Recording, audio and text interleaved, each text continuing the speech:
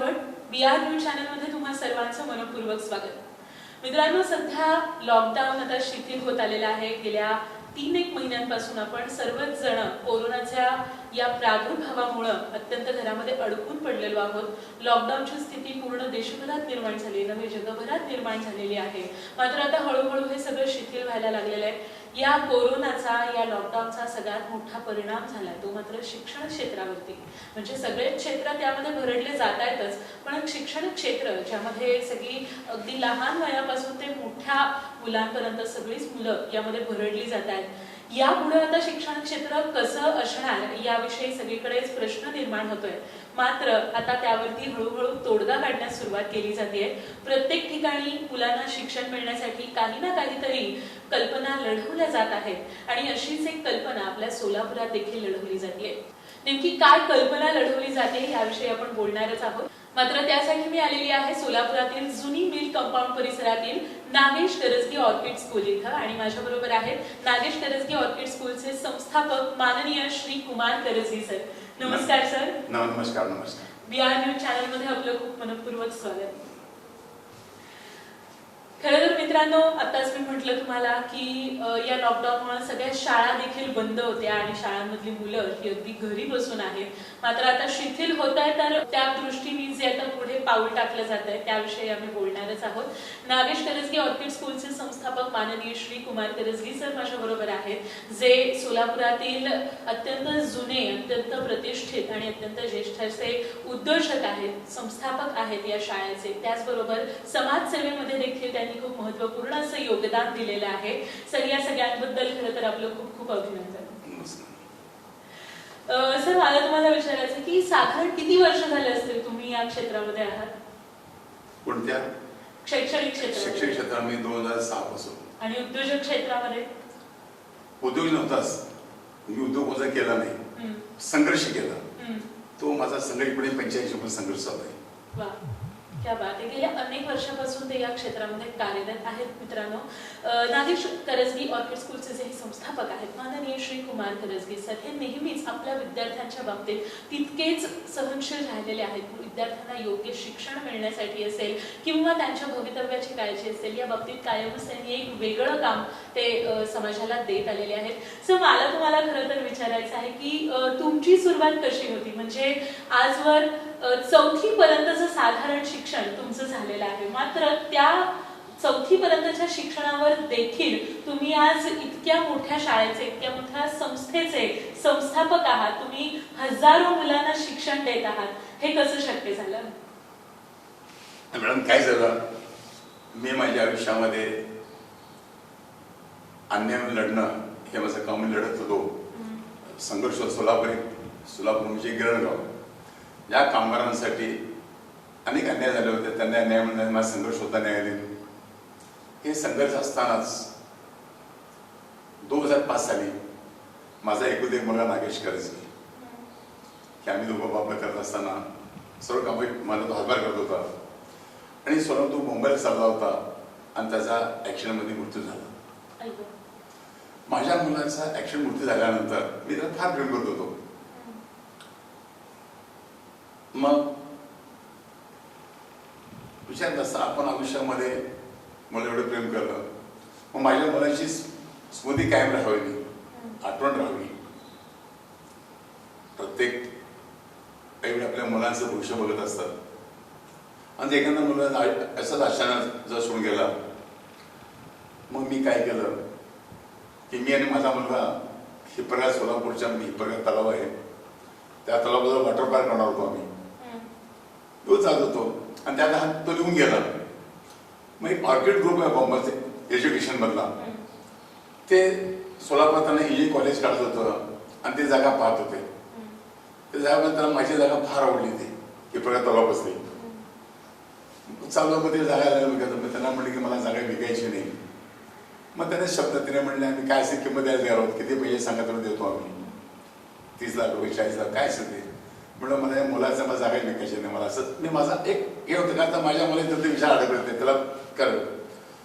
तर त्यांच्यातल्याने एक विचारलं की एवढं तुमचं असेल तर आम्ही त्या ठिकाणी तुमच्या मुलांना कॉलेज चालू करू। माझ्या डोक्याच्या मध्ये मिळून जाय मी तुम्हाला पैसे नको आहेत. आणि मग ती माझी आता सध्या झाडपडी किंवा ती जागा त्यांना मोफत दिली.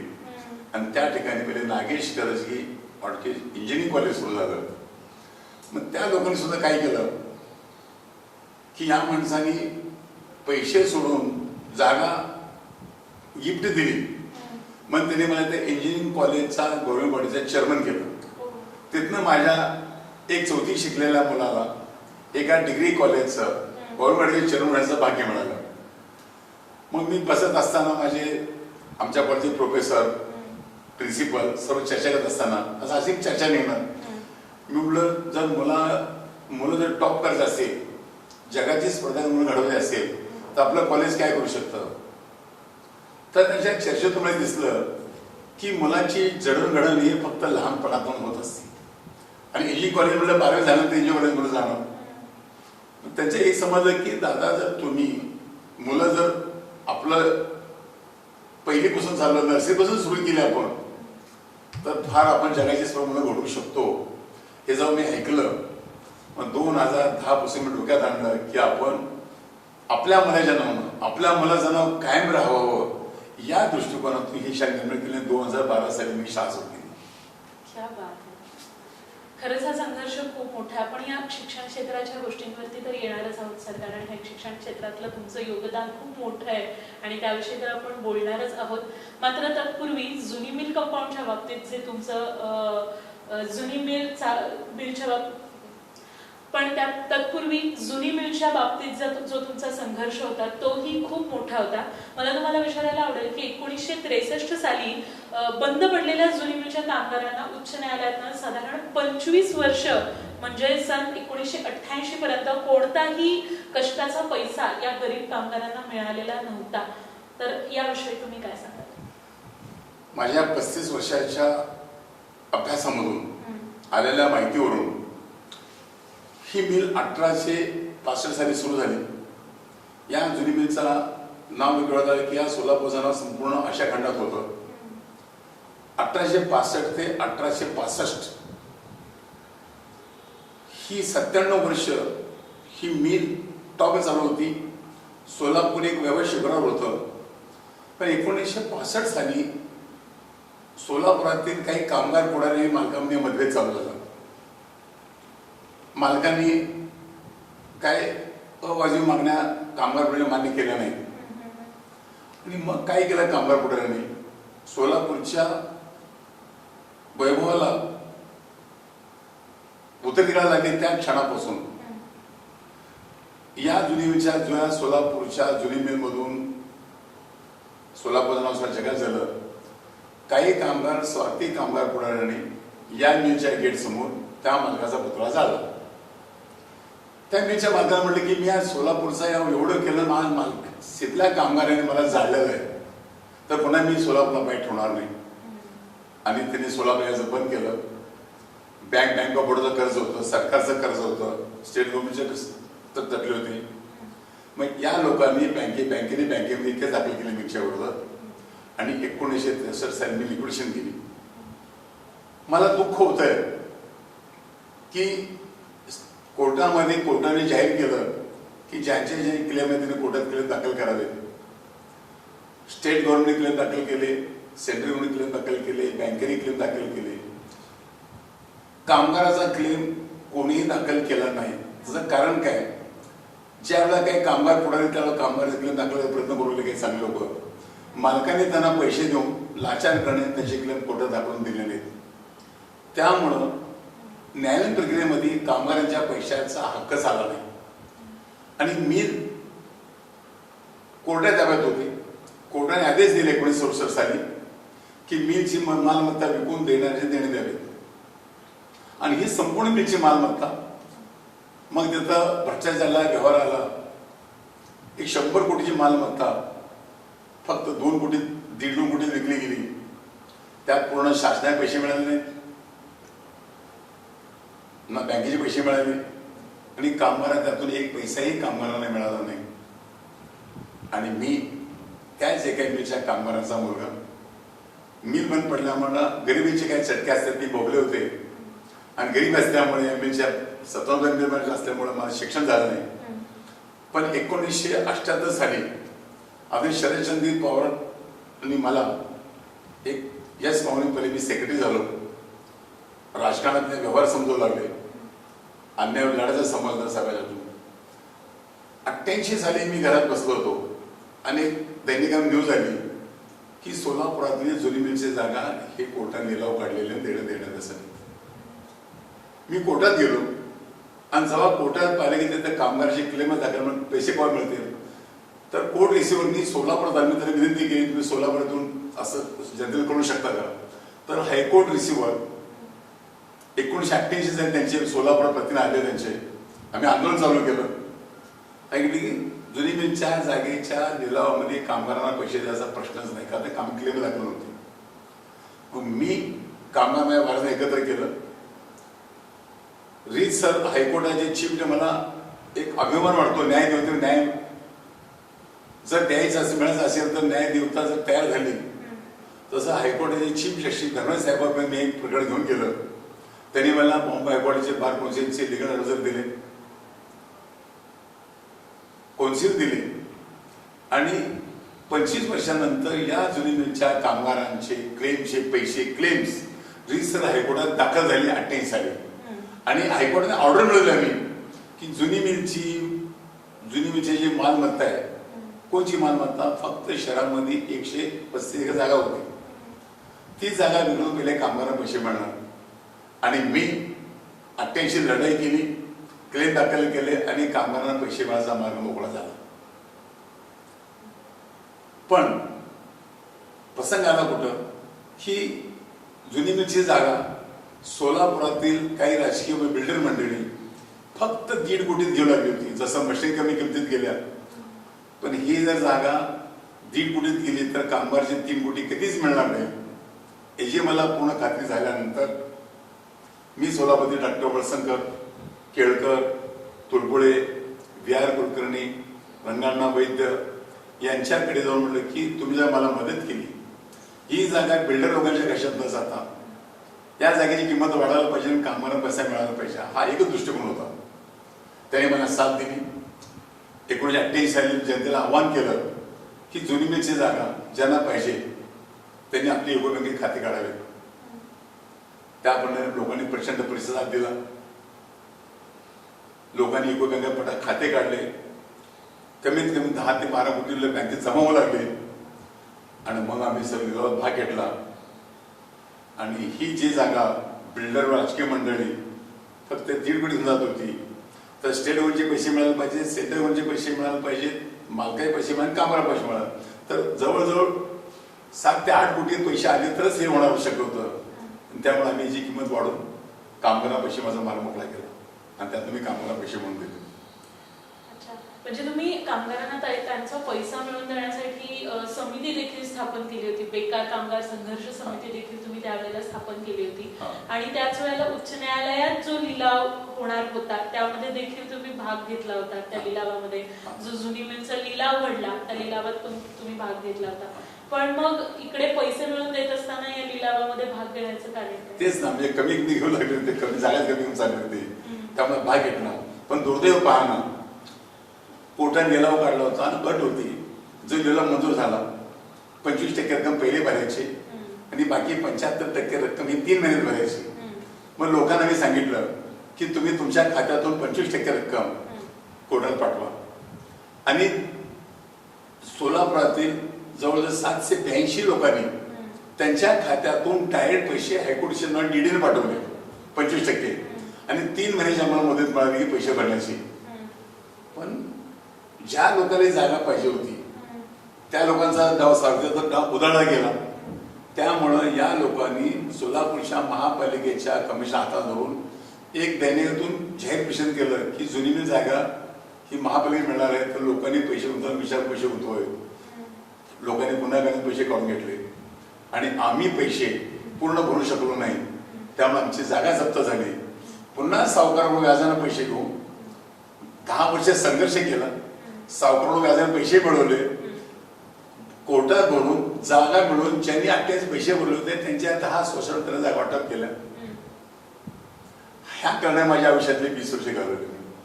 आणि एवढे युको बँकेने सगळे पैसे जप्त केले, जागा जप्त केल्या, पण त्यानंतर सुद्धा तुम्ही ती जागा मिळवली. याचं एकच आहे, निस्वार्थपणे काम करत असेल तर परमेश्वर साथ देत असतो. कोर्टामध्ये मी दाखल केलं आणि कोर्टाला पूर्ण समजलं की ही जागा मी काय बिल्डर मला घ्यायची नाही, ही जागा सर्वसामान्य लोकांनी भरलेली आहे. कोर्टाने 15% व्याज मागणी केली, पण जेव्हा कोर्टाला समजलं की ही जागा हा मनुष्य सर्वसामान्य जनतेचे करतोय, 15% व्याज माफ केलं, कोर्टाने जागा दिली. आणि मॅडम आज मला एक अभिमान वाटतो सांगायला, मला फक्त कामगारांना त्यांचा पैसा म्हणून द्यायचा होता. सोलापुरातल्या बुद्धिवंत लोकांनी माझ्यावर विश्वास टाकला आणि त्या विश्वासाचा साथ राहण्याचा आज पाहणं मी एवढा संघर्ष केला. कामाला पैसे मिळाले, ज्या लोकांनी 30 रुपये फुटाने शब्द आजही त्यांना जागा देतोय 30 रुपये फुटाने. हे सर्व करण्यामध्ये जो समाधान आहे, मानसिक समाधान, ते अनेक पैशापेक्षा माझ्यासाठी जास्त आहे. माझे वडील ज्यांनी काम करत होते, एक जी तू माझ्या वडिलांनी सांगितलं मला, तू जर कामाला पैसे म्हणून दिला तर आयुष्यात तो जीवनातच सार्थक झालं. आणि त्यामुळे आता नाही कामाला पैसे म्हणून दिले, मी स्टेट गव्हर्नमेंट सेंट्रल गव्हर्नमेंटच्या प्रायव्हेट करण्याच्या कमिशनर दाखल करून गव्हर्नमेंटच्या रिझर्व्ह फंडातून तेही पैसे मी कामाला म्हणून दिले. आज मॅथ्यू शिव सांगत नाही, एक भारतातलं मोठं टाइम्स ऑफ इंडिया, त्यांनी 2001 साली त्यांच्या व्यवसायाला ठेवून टाकलेले की महाराष्ट्रातली पहिली घटना कुमार करजगेनं एवढा मोठा लढा देऊन गव्हर्नमेंटच्या रिझर्व्ह फंडातून कामगारांना पैसे म्हणून देणारी ही पहिली व्यक्ती कुमार करजगे. आज ही त्यांच्या व्यवसायात माझं नाव ठेवलेलं आहे. आणि हा मानसिक समाधान आहे. लोक आता काय म्हणले की कुमारवर तुम्ही एवढं केलं, मग माझं मन लोक काय मध्ये ही बघत नाही. मी संघर्ष करत होतो, ज्यांनी व्याजाने पैसे घेतले होते त्यांचा व्यवहार करायचा होता. पण ज्या लोकांना ही जमीन पाहिजे होत्या कमी किमतीत, त्या लोकांनी मला 20 वर्ष एवढं छळलं, पण सत्य माझ्या पाठीमागे होतं. त्या एकाच आधारावरती मी माझं काम केलं. आणि परवा 1 तारखेला 1 जूनला कोरोना लॉकडाऊन आलं, मी घरात बसलो आणि मी माझ्या भूतकाळात गेलो की मी 35 वर्ष माझ्या आयुष्यात काढले. कशासाठी काढले? मग मला आठवण, माझ्या वडिलांची आठवण आली, मला डॉक्टर वळसंकरची आठवण आली, केळकरांची आठवण आली, तुळपुळीची आठवण आली, व्ही.आर. तात्याची आठवण आली की त्या लोकांना माझ्या काय मी विश्वास ठेवला होता आणि त्या विश्वासावर मी साथ राहायला पाहिजे. मग मला कामगारांचे पैसे द्यायचे मी दिले, ज्यांना ती जागा त्यांना जागा दिली. मग आता माझ्या पैशाची बिलची एवढी जागा शिल्लक राहिली, एक 400-450 कोटी जागा शिल्लक राहत वर्षी दिली. एक क्षणात विषय मी सिद्धरामेश्वरला गेलो, दर्शन केलं आणि म्हटलं ही जागा सिद्धरामेश्वरचं माझं काम झालेलं आहे आणि ही जागा पुन्हा सोलापूरच्या विकासासाठी, जसं 88 साली मी कमिटी उभा करून जे सक्सेस झालो, तसं आता हे जे पैसा आहे, हे चॅरिटेबल प्रॉपर्टी आहे, या सोलापूरच्या आणि उद्योजकांना, याच कामगारांच्या मुलांच्या त्यांच्या भविष्यासाठी हा पैसा खर्च करण्यासाठी 21 वर्षाची कमिटी करतोय. आणि मी माझ्या सत्विक जागून ही सर्व प्रॉपर्टी पुन्हा मी देऊन टाकलो. आता मला एक पैसाही नको आहे, मला माझं समाधान मिळतं. हे समाधान अब्जो रुपयाचं आहे आणि ते मला घालवायचं नाही पैसे. सर, खरं तर तुम्ही इतका मोठा संघर्ष केला आणि आता ज्या मोठमोठ्या हस्तींची तुम्ही आता नावं घेतलेली आहेत, जे सतत तुमच्या पाठीशी होती, ते तुमची प्रेरणा तर आहेच. मात्र या सगळ्या संघर्षाच्या पाठीमागं तुमची खरी प्रेरणा, खरी शक्ती किंवा एखाद्या राजकीय नेत्याची साथ तुम्हाला मिळाली का? हा तुम्ही प्रश्न विचारला. मी एकच सांगेन, 78 साली शरदचंद्रजी पवार साहेब हे माझ्या पाठीमागे खंबीरपणे उभे होते. जर ते माझ्या पाठी उभे राहिले नसते तर मी कधीच हे इश्यू घेऊ शकलो नव्हतो आणि माझ्या घरच्याला माझा फोटो लावून त्याला हात घालायला असते. हे मात्र सत्य आहे. पवार साहेबांमुळेच, कारण ती शक्ती माझी.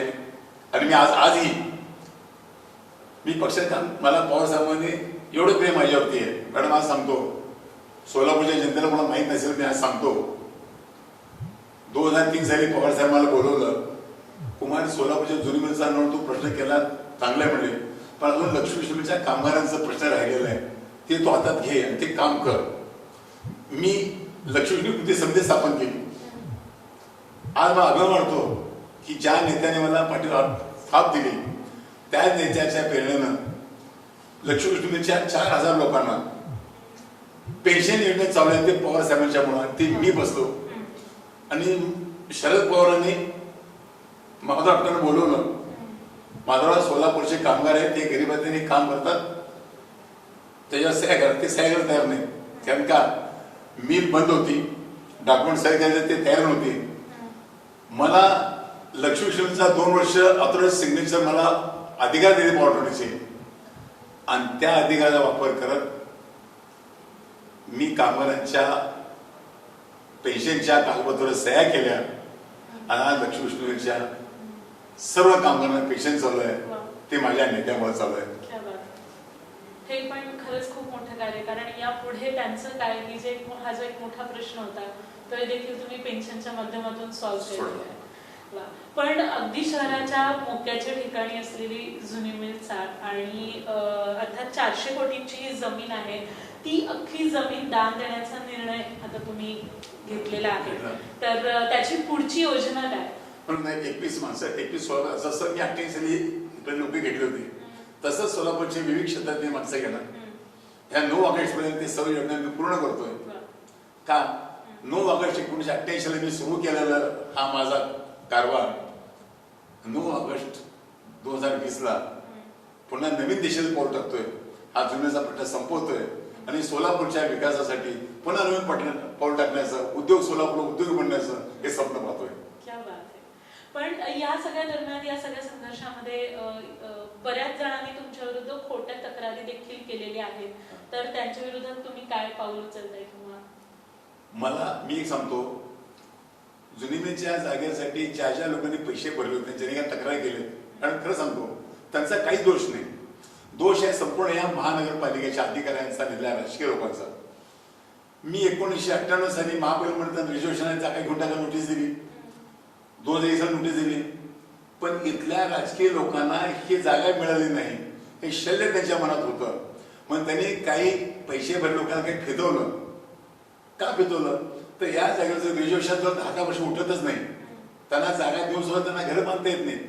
त्यामुळे त्यांची मानसिकता विचलित झाली.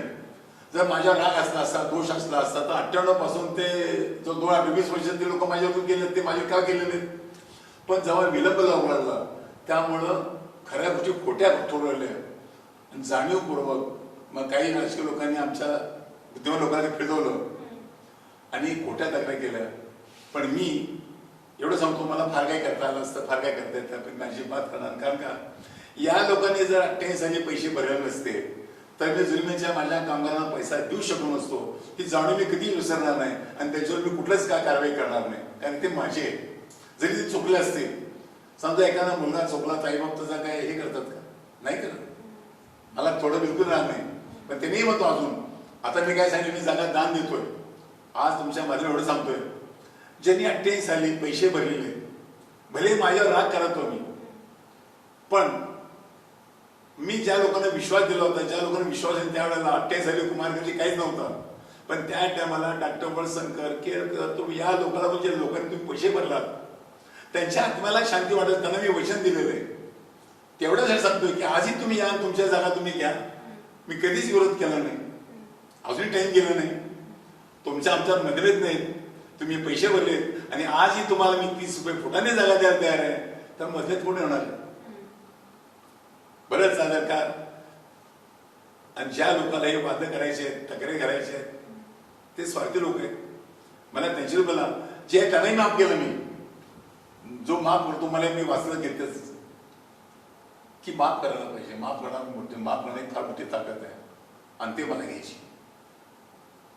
आणि चांगलं काम आता म्हणलं ना, आपण एक झालो, ज्या सोलापूर विकासात सोलापूर चाललं होतं, आता थांबले सोलापूरचा विकास. आपण जर एक झालो, जे जुनीमेच्या जागेचा पैसा 25 वर्ष ती माझ्या कोण देऊ शकलो नाही, 25 वर्षानंतर मी पैसे क्लेम दाखवून त्या कामाला पैसा पण देऊ शकतो. कुणावर शक्य झालं? आपली संघटित संघशक्ती एकत्र येतं, चांगली विचार एकत्र येतं. आज सोलापूर संपत आहे. हे नवीन तरुण आहेत, नवीन पोरं आहेत. एक काळ असा होता की सोलापुरामध्ये भारतातले सर्व सोलापूर कामाला येत होते नोकरीसाठी. आज माझ्या सोलापूरचा तरुण शिकतो आणि तो बाहेर कामाला जातोय. तर इथंच उद्योग उपलब्ध होऊन द्यावे, IT पार्क इथं व्हायला पाहिजे, पण उद्योग यायला पाहिजे. यासाठी आपण एकत्र काय होत नाही. तर आज मी सोलापूरच्या जनतेला सांगतोय, हा कोरोना आला, सर्वात किती भारत नाही जग थांबलं. मी एक सांगतो, आपण एक जीवाने एकत्र येऊ. सोलापूरच्या सिद्धरामय्याच्या आशीर्वादानं पुन्हा या सोलापूरला मेंबरशिपला घेऊन जाऊ. नक्कीच. तर मी सोलापूरच्या आणि तरुणांनी पुन्हाही तरुण कुठे बाहेर भटकायला नाही पाहिजे. इथं तुम्ही कुठे उद्योग चालू करू. आज तुम्ही पंजाब बघा, छोटे छोटे उद्योग आहेत पण उद्योगशील आहेत. इथे सोलापूरला फार उद्योग करू शकतो आपण. अग्रिकल्चरच्या उद्योगामध्ये फार मोठं करता येते, फ्रूट प्रोसेसिंग उद्योग फार मोठे करता येतात. आणि हे मला करायचंय. मग मी जनशक्ती सोलापूर विभागाची स्थापना करतोय. हिला 2 झाली. काय होत होतं, मी काम केले प्रश्न जुनीचा प्रश्नच काढणार. तो डोक्यात बसलं ही जुनीची जागा जर मला नकोच आहे. मला फक्त माझं चांगलं काम करणं, कारण मला सर्व माहित आहे हे सगळं सोडून मी जाणार आहे. माझ्या संकट काय येणार पण माझ्या संकट येणार ते माझे कर्म आणि ते चांगले कर्म मला घेऊन जायचे आहे म्हणून हे उद्योग करतोय. ब्रेक नंतर पुन्हा एकदा स्वागत आहे सगळ्यांचं बिया न्यूज चॅनलमध्ये. आणि आपण सध्या बोलत आहोत ते नागेश करजगी ऑर्किड स्कूलचे संस्थापक माननीय श्री कुमार करजगी सरांबरोबर. सर पुन्हा एकदा तुमचं स्वागत. आताच आपण ब्रेकच्या आधी पाहिलेला आहे त्यांचा जुनी मिलच्या कामगारांसाठी केलेला संघर्ष. आणि सरांनी सांगितल्याप्रमाणे सतत सोलापूरसाठी काहीतरी वेगळ्या योजना, वेगळे उपक्रम ते आणण्याचा प्रयत्न करतायत. आणि असाच एक उपक्रम आता ते राबवत आहेत ते म्हणजे शिक्षण क्षेत्रामध्ये. सोलापूरच्या शिरोपेशात मानाचं पान एक ठरणार आहे नागेश करजगी ऑर्किड स्कूलचं. कारण की नागेश करजगी ऑर्किड स्कूलच्या माध्यमातून लॉकडाऊन मधली एक स्थिती इथे जी सतत मुलांच्या मनात आता काळजी वाटायची की आता लॉकडाऊन नंतर आपल्या शिक्षणाचं काय, तर ही काळजी मिटवण्याचा प्रयत्न त्यांनी केलेला आहे. त्याविषयी आपण बोलणारच आहोत. पण तत्पूर्वी सर मला तुम्हाला असं विचारायचं की नागेश करजगी ऑर्किड स्कूल हे जे सोलापुरातलं अत्यंत सर्वश्रुत अशी शाळा आहे, तर त्याची स्थापना साधारण कधी झाली, किती वर्ष झाली याची स्थापना? 2012 साली मी पहिली सुरुवात केली शाळेत. पहिलं वर्ष होतं 2012 साली याची सुरुवात झाली. म्हणजे तुम्ही शिक्षण क्षेत्रात उतरून किती वर्ष झाली? मी म्हणजे इंजिनिअरिंग कॉलेज चालू झालं 2008ला. तिथे म्हणजे फक्त बघत होतो. तिथलं गव्हर्नमेंट क्षेत्र असताना सगळं ते व्यवहार बघत होतो. शिक्षणात आवड निर्माण झाली होती. मग एक समजलं की आपली भारतामध्ये आपली शिक्षण पद्धती आहे. बोर्ड आहे, खडू आहे, फळ आहे. आणि मला जरा बाहेरच्या देशात पुष्कळ जायचा प्रसंग आला. मग मी जर्मनी, फ्रान्स, ऑस्ट्रेलिया तिकडे फिरल्यानंतर मी गेल्यानंतर मला शाळेचं वेळ लागलं होतं की चांगली शाळाच काढायची. मी त्या देशात गेली ती पहिली शाळा बघायला जाणार आणि शाळा पाहणार. तर ती शाळेत सिस्टीम पाहिली की 20 मुलामागं आपल्यासाठी कसं मुला 40-50 वर्गामध्ये शाळा, तिथं फक्त 20च मुलं, 20 मुलामागे टीचर आणि त्यांच्या शिकवणी पद्धतीमध्ये ते इंटरेक्टिव्ह बोर्ड होता. म्हणजे टच स्क्रीन लावलं तुम्ही काय पाहिजे ते त्याला मुलांना अप टू डेट मेसेज आपल्याला दाखवायचा. सफरचंद कैसा आहे आपण शिकवायला लावलो पण सफरचंद दाखवू शकत नाही आपण. पण ते इंटरेक्ट बोर्ड काय म्हणतात जगात सर्व कंटेंट त्यात होतं आणि शिकणं फार चांगलं वाटलं होतं मला. मी पाहिलं मग मी गेलं की आपण गेलो. मग पहिले 2012 सुरू केलं तर त्या माझ्या सर्व वर्गावर त्या मशीन फिट केल्या. मी शिक्षण द्यायचं एकदम चांगलं द्यायचं आणि सुरुवात केली की जसं शिक्षणच नाही तर 20 मुलांमागे एक टीचर. यामुळे काय झालं माझ्या शाळेने थोड्या दिवसामध्ये आता माझ्या शाळेतली मुलं एवढे टॅलेंट आहेत की मी विचार बी करू शकत नाही. आणि सतत मी ते कसं त्या मुलाचं माझं मुलावरती असं नातं जमलं की सर्व मुलं मला माझीच वाटतात. त्यामुळे त्यांच्यासाठी काय काय प्रगती करायची आणि त्यामुळं माझंही शिक्षण बघून शाळेतील सुविधा, शिक्षण संचालक, शिक्षण चीफ सेक्रेटरी सर्व लोक शाळेतून गेले, हे पाहून गेले. आणि मला अभिमान वाटतो की पहिली इंटरव्ह्यू करणारी महाराष्ट्रातील पहिली शाळा होती माझी. मस्त. आणि ऑब्व्हियसली प्रत्येक 20 मुलांमागे एक शिक्षक म्हणजे त्या प्रत्येक मुलाकडे एक वेगळं लक्ष तुम्हाला त्या माध्यमातून देता येत असेल. कारण की तुम्ही म्हटल्याप्रमाणे अनेक मुलं वर्गात भरली जातात आणि केवळ शिकवण्याचं कार्य करून शिक्षक बाहेर पडतो. पण या माध्यमातून का होईना 20 मुलांकडे प्रत्येकी लक्ष देणं तुम्हाला शक्य होत असेल खरंच. आणि हे एक मोठं वैशिष्ट्य आहेच आहे खरं तर नागेश करजगी ऑर्किड स्कूलचं. या व्यतिरिक्त आणखीन या सगळ्या शाळांच्या गर्दीमध्ये या शाळेचं असं काय वेगळं वैशिष्ट्य सांगतात? तेच ना, म्हणजे सुरुवातच मी चांगली केली. शिक्षण म्हणजे पैसा उद्योग झाला सध्या. पण हे शिक्षण मला यातनं पैसा अजिबात कमवायचा नाही. मला माझा प्रत्येक आईवडील करते आपलं मुलगा मोठा व्हावं तसं माझ्या या शाळेचं नाव आणि माझ्या शाळेतली मुलं ही जगाची स्पर्धा करावी हीच मोठी माझी संपत्ती राहणार आहे.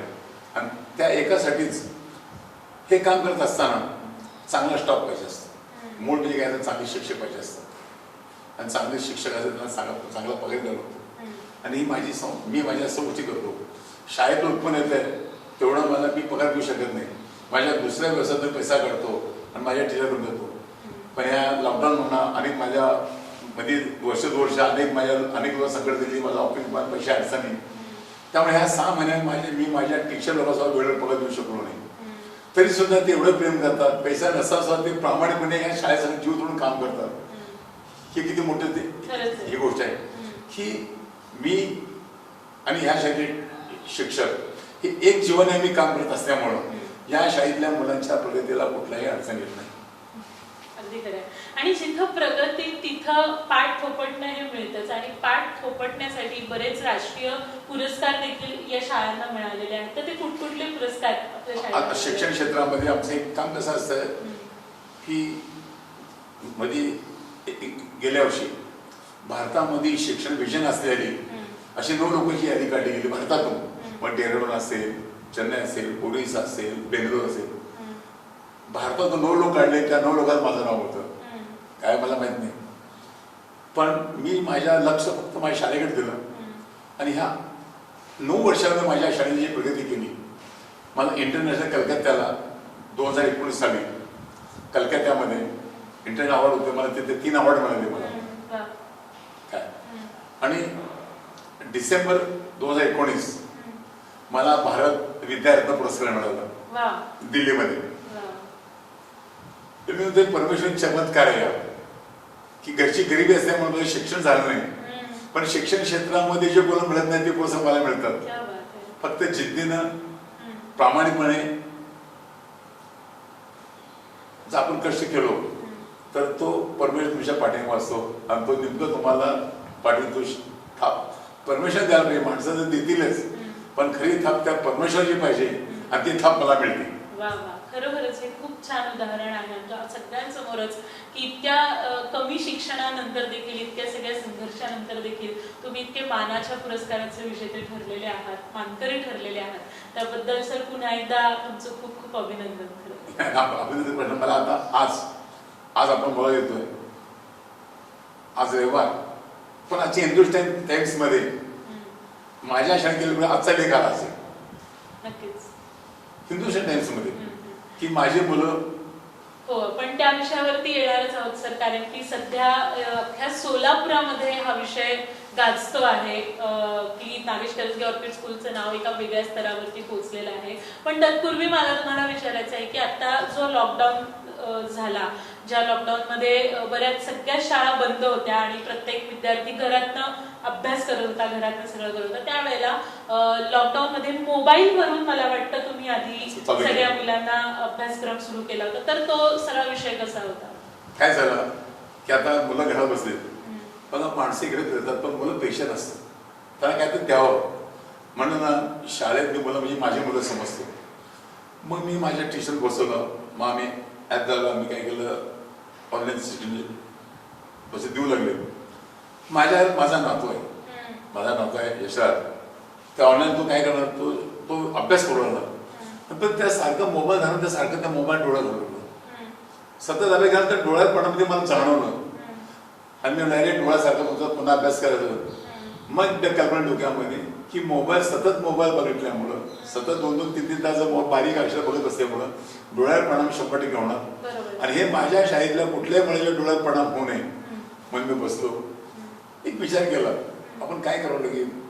मग विचार केला की समजा टीव्हीवरती सगळं प्रोग्राम दाखवतात, बातम्या जाहिरात सकाळ संध्याकाळ टीव्ही चालू असते, वेगवेगळे चॅनल्स आहेत.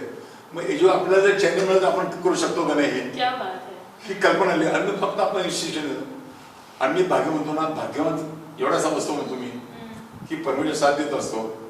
आज सोलापुरामध्ये एक निशा छाबऱ्या ग्रुप ती मला भाऊ मानते आणि मीचा भाऊ. आम्ही त्यांचं आपल्या सोलापुरामध्ये महाराष्ट्रात आहे चौकटी कर्नाटक नेटवर्क आहे त्यांचं आणि त्यांच्या सेटवर ते म्हणजे असं चॅनल देऊ शकतात. मी सर त्यांना फोन केला म्हटलं निशा जी मुझे मेरे बच्चों को पढ़ाना है, मुझे चैनल का डायरेक्ट लाइन चाहिए. अरे भैया दे दिया म्हणले. एका मिनिटात दे म्हटलं. हम्म. आणि लगेच ते आले लावून टाकलं. हम्म. आणि मग मी स्टुडिओ उभा केला. हम्म. स्टुडिओ उभा केला, टीचरच्या ट्रेनिंग चालू झालं. हम्म. आणि मला आनंद सांगा वाटलं की खरोखरच माझ्या शाळेतल्या मुलांना त्यांचे शिक्षिका जर शिकू लागले तर तो आनंद वेगळाच असतो. क्या बात आहे. आणि तो चालू झाला.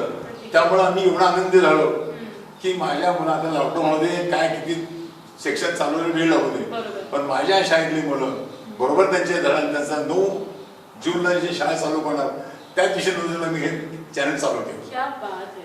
खरं तर ही पहिलीच शाळा अशी असेल की जिने टेलिव्हिजनच्या माध्यमातून किंवा टीव्हीच्या माध्यमातून ऑनलाईन शाळा सुरू केलेली आहे. म्हणजे प्रत्येक शाळांमध्ये सध्या मोबाईलचा वापर झूम ॲपच्या माध्यमातून असेल किंवा अशा वेगवेगळ्या माध्यमातून शाळा सुरू आहेत, मुलांना अभ्यासक्रम दिला जातोय. पण सरांनी म्हटल्याप्रमाणे या अभ्यासक्रमामध्ये खूप मोठा डिस्टर्बन्स आहे. त्यांना सतत येणारे नोटिफिकेशन्स असतील किंवा घरात 3-4 मुलं असतील तर त्या प्रत्येकाच्या हातात त्यांना वेगवेगळा मोबाईल देणं पालकांना शक्य आहे. नाही, अजूनही 2 गोष्टी बघितल्या. आपण म्हणतो मला जो मोठी होते मुलं त्याच्यावर मोबाईल देऊ नका. मोबाईल सर्व चांगला असं उचित नाही. आता आपण त्याच्या मोबाईल दिला, मोबाईल नसेल तर ते चांगले असं काय नाही. आणि मग हा मोबाईल द्यायचाच नाही. डायरेक्ट आपल्या पालकांनी आपल्या मुलासोबत बघायचं. आता आम्ही सत्र सुरू करतोय नवीन शंका समाधान. आठवड्यात शिकल्यानंतरच्या मुलाचे प्रश्न असतात तरी आम्हाला पाठवायचे. आणि शनिवार ते टीचर त्यांना उत्तर देते, माझ्या मुलं उत्तर देते. म्हणजे मुलाचं शंका समास होतात ते तर असं काय आवड कुठे उठे नाही.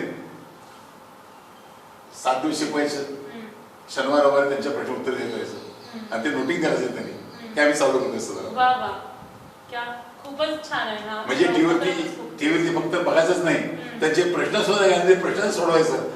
आपण जर मनात करायला ठरवलं, जगात अशी कुठलीही गोष्ट नाही की जे होत नाही म्हणायचं. तुम्ही प्रामाणिकपणे काम करायला ठरवा, यश तुम्हाला निश्चित होतं.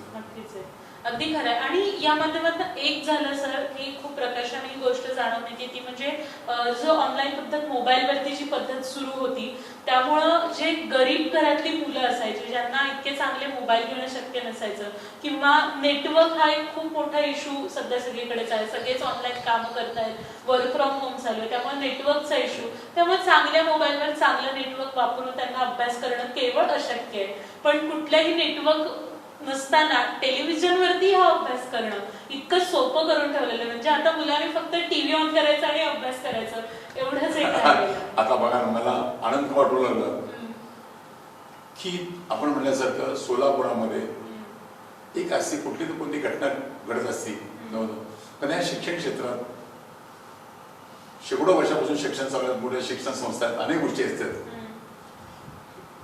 हे कोरोना लॉकडाऊन फक्त भारतामध्ये मर्यादित नाही, हे संपूर्ण जगात झालेलं आहे. त्यामुळे जगातल्या सर्व शिक्षण संस्था थांबलेले आहेत, सर्व बुद्धिमान आहेत, पण कोणच याच्यावर लक्ष दिलं नव्हतं. आणि मी मला काय जाणवलं तर गेल्या 15 दिवसांमध्ये आमच्या या प्रमाणामुळे सोलापूरचं नाव संपूर्ण जगात झालं. बीबीसीने जी नोंद घेतली, बीबीसी न्यूजची नोंद झाली, टाइम्स ऑफ इंडिया, सर्व म्हणजे खूप वेगवेगळ्या माध्यमातून. आणि युनिव्हर्सिटीच्या जे कुलगुरू आहेत मोठमोठ्या बॉम्बे युनिव्हर्सिटी, सो आता निखिल मागळे साहेबांनी त्यांच्या वेबसाईट फेसबुकवर युनिव्हर्सिटी तिची तारीख केली. म्हणजे काय झालं की अशक्य असं हे शक्यच नाही, अशक्याची कुठली गोष्ट होती, फक्त इच्छाशक्ती पाहिजे. मी माझी शाळा आणि माझ्या शाळेमध्ये माझे मुले समजले आणि मनुष्य आपल्या मुलासाठी काहीही करतो, तसं मी माझ्या मुलासाठी जे केलं त्यामुळे परिणाम काय झाला हे संपूर्ण जगात झालं. आणि आज सोलापूर शहर मला आनंद वाटतो, या सोलापूरचं नाव पुन्हा अजून जसं जगभरात होत आहे की शिक्षण क्षेत्रामध्ये क्रांती केली सोलापूर शहराने. नाव नागेशचं मी नगेश हे माझ्या बाजूला ठोका होतात, पण सोलापूर शहर आज मी टाइम्स हिंदू टाइम्स बघितलं, सोलापूर चालू केलं. म्हणजे सोलापुराचं नाव संपूर्ण जर भारतात होत असेल, मला जगात होत असेल, कुठलेही काम करा तुम्ही, मला शिक्षण क्षेत्रामध्ये, तर मला दिसलं की मी जे स्वप्न पाहत होतो की माझे मला जगाची स्पर्धा करणार आहे, ते मला जर म्हणलं मला खात्री पटली आहे की माझे मुलं निश्चित जगाची स्पर्धा करणार. मॅडम यात मला कुठलाही संशय शंका नाही, मात्र शंका नाही. म्हणूनच मी मगाशी म्हटलं की सोलापूरच्या शिरपेचात हा मानाचा दुरा आहे खरोखरच. अगदी खरं. सर, यातलेच काही प्रश्न मी तुम्हाला विचारू इच्छिते की कुठल्या नंबरवरती हे चॅनल लागतंय? काय केलं तुम्ही, लोकल चॅनल्स आहे 999, माझा 9 आकडा आहे मॅडम. मी 9 आकड्याला सगळं चालू केली.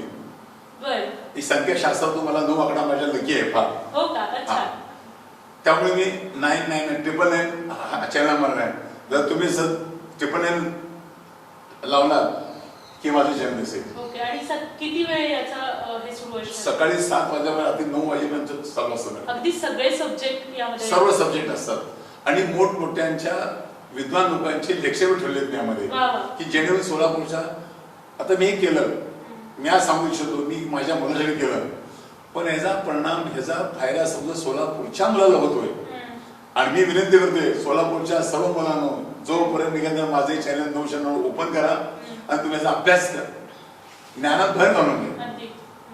आता मी काय सोलापूर जिल्हा माध्यमिक सांग त्यांना स्वतः देतो की मराठी मीडियमला स्वतः त्यांचे 2 तास देतो त्यांना, जेणेकरून या सोलापूरतल्या मुलांचं शिक्षणामध्ये एक विकास व्हावा, हा एकच दृष्टिकोन आहे.